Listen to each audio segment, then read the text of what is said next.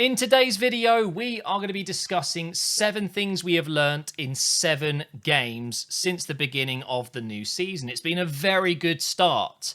It's not all positive though. Of course, we lost to Manchester United. However, we won every single other game. So let's get talking. The first thing I want to discuss is yet again the transfer policy. We have now had 2 very good summers. Last summer and this summer, 2 very, very expensive windows, but my God, we have bought some fantastic players. I can't really say there's been any major failures. I think the only one you could consider a little bit of an issue at the moment is Tavares, who of course we've loaned out to Marseille, but can I just say he looks incredible in Marseille, playing in that left wing back, left mid role. So maybe that's where he needs to play. But still, protecting our investment, he's going to be worth a lot more money than what we bought him for. So even that could be seen as a successful transfer. You know, not every transfer has to be a player for the team right now. It could be an investment. And maybe Tavares is exactly that. But what we've seen from last summer with Ramsdale, Ben White, and all of those signings, and now this summer with Jesus, Zinchenko, and some of the others, we have such a clear policy. You can see what Arteta and the rest of the staff want to do, what kind of players they want to bring in. There's an age profile. We're looking at 20s to 26, winners, good mentality, but most importantly, players that want to come. That is so important in today's game. If you sign players for a load of money and they're coming because of the paycheck, you're not going to get everything from that player. You're not going to get their heart. You're going to get their brain, maybe, and their body. They'll put it on the line sometimes. But when you sign a player that wants to come to the club, you're getting their heart. And you can see that with Zinchenko, for example. He's been such a good signing, not only on the pitch, but off the pitch as well. You can tell he loves the club. It's a dream of his to play here. And for me, that is such a key part of the success of this club in the future.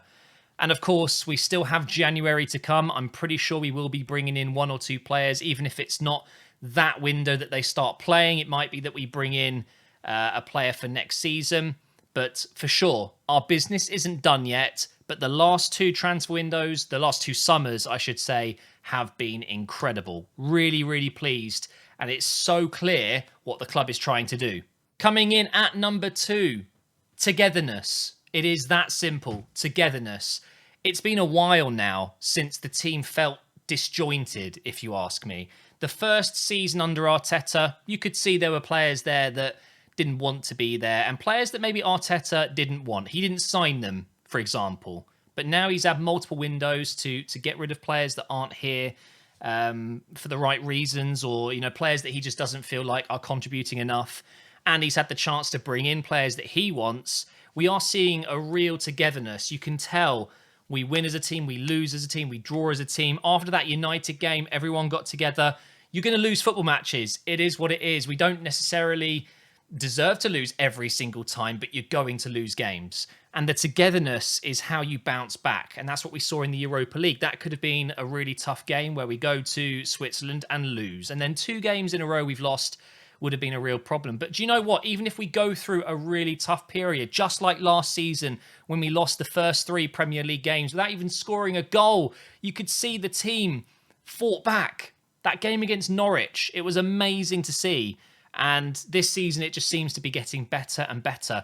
You can't win anything with a bunch of random players that don't like each other, that don't get on.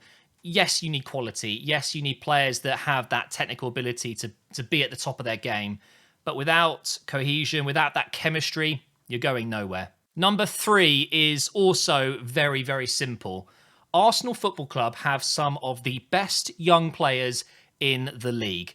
It is so clear to see that the trust is being given to these young players like Xhaka, like Martinelli, like Smith Rowe. One pure example of this is just giving them the shirt numbers, 11, 7, 10. All of these young players being given the responsibility. And a lot of people don't look at shirt numbers and think much of it. But honestly, as a football player, I can imagine that means so much to be given the number 7. When Xhaka got that, it must have been a huge boost. There's a lot of pressure. The names that have wore those shirts in the past. But it's not just that. It's things that are really important, like Game time, Martinelli starting every game, Xhaka starting every game. And if you look throughout the spine of this team, the real core of this football club, everyone is 20 to 25. We only have a couple of players that are nearing their 30s with Granit Xhaka and Partey and El Neni. Even Jesus and Zinchenko coming in. They're not even in their prime yet. We're building for the future and we're already doing well now. And this will tie in very well into number 7 in today's video. We'll talk about that later. But for sure, if you look through all of the clubs in the Premier League, every club has some good young players. But you look at Arsenal's, the youngest squad in the league, currently top of the league as well, which obviously won't stay that way. But right now, that's an incredible stat. We have some of the best youngsters. And that just means we are future-proofing our team. We're going to have some of these youngsters for a long, long time. We might lose a few of them. Maybe 1 or 2 of them will end up using Arsenal as a bit of a stepping stone if we don't win trophies. But we will bring in new young players because point number 1, the transfer policy. It's what we're doing as a club. It's how we want to move forward. And I love it. The young players at this club deserve to be starting. They're good enough players and they're going to be here for so long. Now, this point is quite a big one. We've just seen it in the Europa League. Point number 4 is rotation will be key. If we don't rotate the squad, we're going to have issues. We're playing a lot more games this season with the Europa League. And do you know what? I think we're going to go really far in the Europa League. So this is going to last until the very end of the season. We have a relatively small squad. So players like Marquinhos, I'm hearing that we might be loaning him out in January. I can't believe that would be the case when we so clearly need someone to step in and give Xhaka a rest. On that left side, when Martinelli's completely exhausted, we've got Smith Rowe that can come on, Vieira to come in for Ødegaard, Sambi to come in for Partey. We've got options, but not enough options. So this is also part 4, and that is we do need to make sure that in January, if we are going to be bringing players in, that they are going to offer us a good option. It can't just be signings for the future, potentially, unless they think that we truly have enough depth. With injuries, though, it's going to be very, very difficult to rotate with quality. I'm really happy with Jesus and Nketiah, but what if one of those guys gets injured and then the other one gets tired after playing 3 games in a week?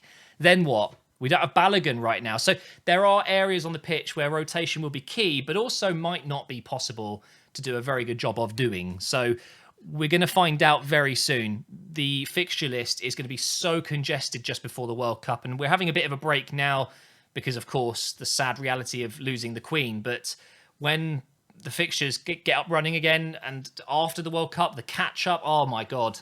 Rotation is going to be so important. And I just don't think we've got enough to compete with some of the other top clubs. Moving on to number 5, we are going to be talking about Granit Xhaka and the fact that he should be playing as a number 8. I don't want to see Granit Xhaka playing as the only holding midfielder. I think he can still do a job there as long as someone else is alongside him. But what we've seen so far this season, and I think it might be the most underrated thing that we've done so far this season, it's enabled us to play and win games, is the fact that he is playing higher up the pitch. I've mentioned it quite a lot already. I don't need to go through it all again, but what he lacks is that mobility, that pace. What he does do very well is read the game, pick out passes, get forward, use that physical presence he's got. Him moving up the pitch has been absolutely revolutionary. And I truly believe that Granit Xhaka is arguably better as a box-to-box player than a DM. And I don't know why it's taken this long to really see this. Well, I do know the answer because we haven't bought a proper DM. Partey is obviously our main DM, but maybe when he was playing on that right side of midfield, it just wasn't working out. But Partey in the middle with Xhaka and Ødegaard, oh, it is beautiful. So that's point number 5.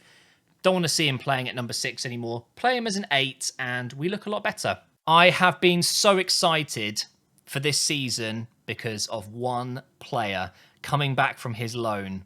Saliba. Point number 6.